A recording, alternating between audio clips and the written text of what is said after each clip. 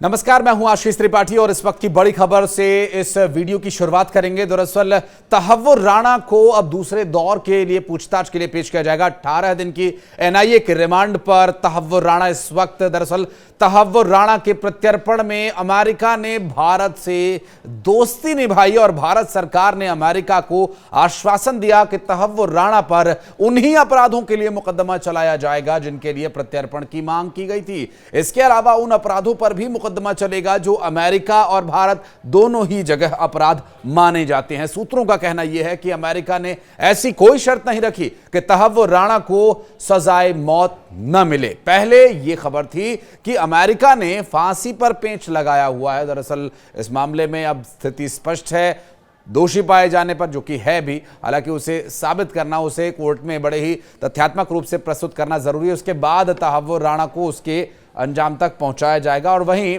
इस प्रत्यर्पण के दौरान यह कहा गया था कि तहव्वुर राणा को फांसी न मिले। हालांकि अब सच सामने आ गया है और एनआईए के एक सीनियर अधिकारी की माने तो अमेरिका की ओर से सजाए मौत न दिए जाने की ऐसी कोई मांग नहीं की गई थी। अमेरिका के साथ हुए प्रत्यर्पण के समझौते के तहत तहव्वुर राणा को भारत लाया जा रहा है और इस समझौते के अनुच्छेद 8 की धारा 1 के मुताबिक जिस मामले में प्रत्यर्पण की मांग की जा रही है, अगर उसमें प्रत्यर्पण की मांग करने वाले देश में सजाए मौत का प्रावधान है और जिस देश से प्रत्यर्पित किया जाना है उसमें भी सजाए मौत का प्रावधान नहीं है, तो यह प्रत्यर्पण की अपील खारिज की जा सकती है। और इसके पैराग्राफ 1B में कहा भी गया है कि प्रत्यर्पण की मांग करने वाले देश को यह आश्वासन देना होगा कि आरोपी को फांसी की सजा सुनाए जाने की दशा में सजा पर अमल नहीं होगा।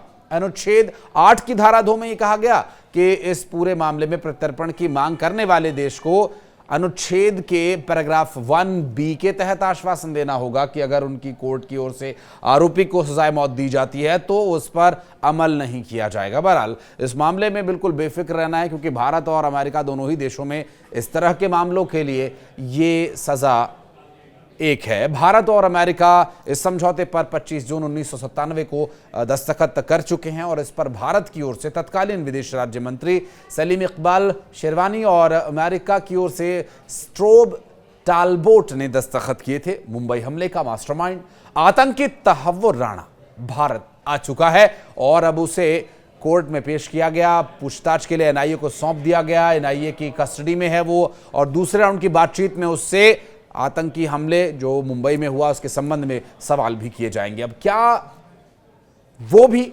आतंकी कसाब जैसा अंजाम भुगतेगा? क्या तहव्वुर राणा को कसाब की तरह ही फांसी पर लटकाया जाएगा? इसका जवाब भी मिल गया है और इस पर सियासत भी जारी है। तहव्वुर राणा को फांसी के सस्पेंस से अब हटा दिया गया। खुद अमेरिका ने जब भारत से इस पर हस्ताक्षर करके समझौते को तैयार किया था और फांसी का रास्ता साफ हो चुका है पहले ही, क्योंकि भारत और अमेरिका के बीच प्रत्यर्पण की जो संधि है उसमें यह प्रावधान किया गया। लेकिन इस पर सियासत भारत में किस तरह से चल रही है वो भी आपको बताएंगे। लेकिन उससे पहले आपको बता दें कि भारत के खिलाफ जंग छेड़ने, हत्या और आतंकवाद समेत कई गंभीर धाराओं में इसे दोषी माना जा सकता है। चूंकि अभी जो वर्तमान परिस्थिति बनी हुई है उस पर यदि बात करें तो कई मौतों का जिम्मेदार है ये तहव्वुर राणा और इसके लिए भारत में सजाए मौत का प्रावधान है, ये पूरी दुनिया जानती है। हालांकि प्रत्यर्पण संधि के दौरान फांसी की सजा को हटाया नहीं गया था, ये भी स्पष्ट हो ही चुका है, तो बहुत ज्यादा समय न लगे इसके लिए भी प्रयास किए जा रहे हैं। हालांकि 18 दिन की तो कस्टडी ही है, क्योंकि इससे कई राज ऐसे उगलवाने हैं, कई आतंकवादियों के पता करना है, तो इसके लिए मुमकिन है कि तहव्वुर राणा को कुछ समय बाद फांसी ही दी जाएगी। कुछ समय ज़रूर उसके साथ पूछताछ में लग सकता है, लेकिन जिस तरह से त्वरित कार्रवाई करने के लिए भारत सरकार आतंकवादियों के खिलाफ मशहूर है वो भी हम देख सकते हैं इस मामले में। खबर के मुताबिक एनआईए यानी राष्ट्रीय जांच एजेंसी ने जिन धाराओं में तहव्वुर राणा को आरोपी बनाया और उसके प्रत्यर्पण की मांग की थी उनमें भारतीय दंड संहिता की 120B आपराधिक साजिश और देश के खिलाफ जंग छेड़ने जैसी साजिश, हत्या और जालसाजी, इन सभी गतिविधियों को अंजाम देने के आरोप के चलते उसे अब यूएपीए की धारा भी उसमें शामिल की गई है और इन सब के तहत सजाए मौत मिलना लगभग तय है। और कसाब को भी इसी तरह से सजाए मौत दी गई थी, लेकिन अजमल आमिर कसाब को साहब और अलग अलग पदवी जैसे सम्मान सूचक शब्दों का इस्तेमाल करने वाली पार्टी के नेता आखिर कैसे चुप रह सकते कि अगर तहव्वुर राणा भारत लाया गया तो कुछ तो बोलना था, कुछ तो उन्हें कहना ही था। और मुंबई हमले में ये मास्टरमाइंड भी था। 26 नवंबर साल 2008 को मुंबई में कत्लेआम इसने मचाया था। राणा को बीते गुरुवार 10 अप्रैल को अमेरिका से प्रत्यर्पित करके भारत लाया गया और दिल्ली पुलिस के स्पेशल कस्टडी में हाई अलर्ट के साथ इसे स्वाट कमांडोज की टीम एयरपोर्ट से लेकर के अब अलग अलग जगह पर जारी। हालांकि अभी एयरपोर्ट से उसे लाया गया था। सेंट्रल आर्म्ड पुलिस फोर्सेस की सिक्योरिटी विंग ने स्थानीय पुलिस मौजूदगी में उसे कोर्ट में पेश किया और कोर्ट में भी उसे जो पूछताछ उसके बाद एनआईए के लिए दिया गया। एनआईए के द्वारा अब इस पूरे मामले में क्या कुछ तथ्य आगे दिए जाते हैं ये भी देखने का विषय होगा, क्योंकि बहुत सारे कॉन्फिडेंशियल मामले भी हैं और अभी फिलहाल ट्रायल पूरा होने तक इसकी जिम्मेदारी रहेगी इस टीम की। और भारत आने से बचने के लिए अमेरिका की सुप्रीम कोर्ट में ये याचिका भी लगा चुका है, हालांकि उसे खारिज कर दिया गया था बाद में। और पार्किंसन बीमारी से खुद को इसने पीड़ित भी बताया था और अब उसे भारत डिपोर्ट किया गया है, अब भारत उसे लाया गया है। ऐसे में भारत आने पर इस मामले को लेकर जो सियासत शुरू हुई है उस सियासत में क्या चल रहा है, चलिए उस पर भी नजर डाल लेते हैं। अमेरिका जो विदेशी कानून के माध्यम से पेच अड़ा सकता था उसने पेच नहीं अड़ाया है। अमेरिका भारत का पूरा साथ दे रहा है, लेकिन देश में क्या सियासत चल रही है अब ये भी जान लीजिए। कांग्रेस नेता और महाराष्ट्र के पूर्व मुख्यमंत्री पृथ्वीराज चव्हाण ने यहां तक कह दिया कि राणा को भी कसाब की तरह सुनवाई का पूरा मौका मिलना चाहिए। ऐसे लोगों को मौका दिया जाना चाहिए। आप भी सच सच अपने दिल पर हाथ रख के बताइएगा, जिन लोगों ने भारत में घुसकर भारत के लोगों को भागने तक का मौका नहीं दिया, ऐसे लोगों को आप कितना मौका देंगे? क्या भारत के कानून को कमजोर दिखाने या फिर उसके लचीलेपन का गलत इस्तेमाल करने के लिए आतंकवादी बचे? हमारी मांग है कि जिस तरह से अजमल कसाब के खिलाफ पूरे भारत के कानून के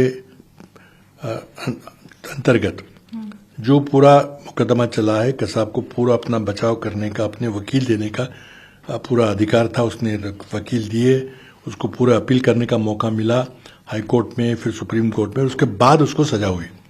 तो इसी तरह से राणा का जब ट्रायल होगा, उसका जब मुकदमा चलेगा, तो इसी तरह से उसको पूरा कानूनी तरीके से अधिकार देकर उसको जो भी सजा हो उसको स्वीकार करना पड़ेगा।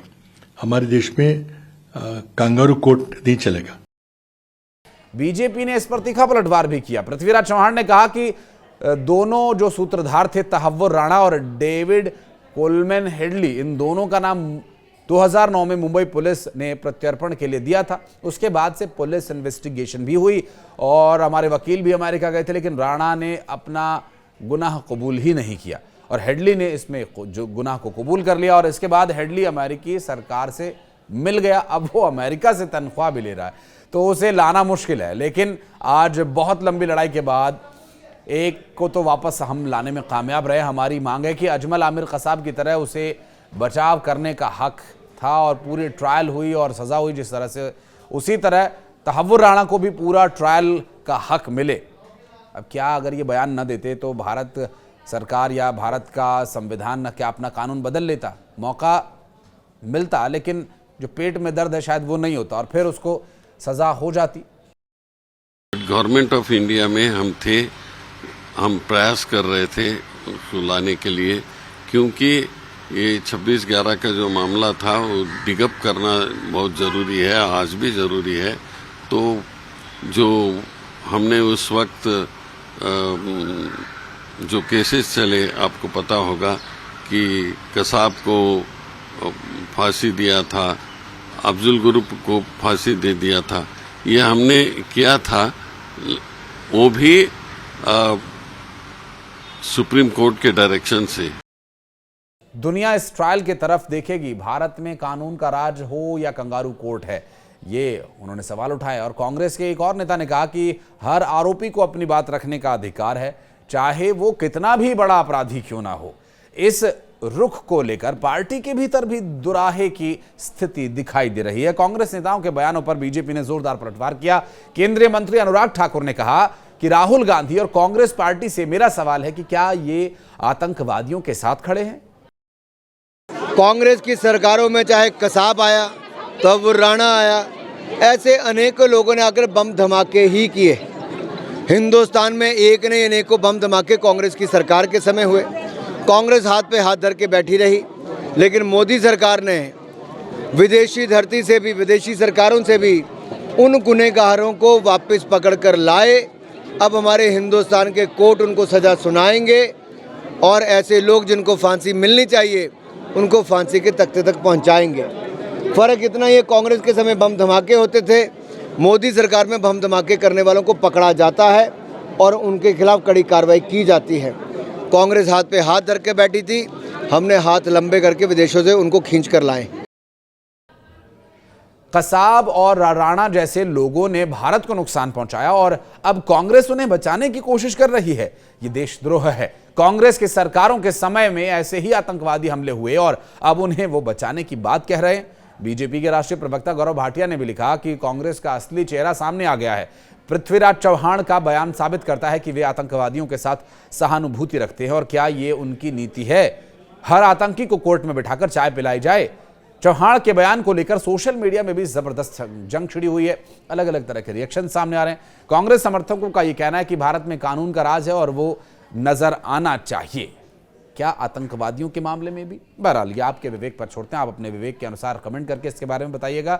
जबकि बीजेपी समर्थकों का यह कहना है कि कांग्रेस आतंकवादियों को संरक्षण देने की कोशिश करती है।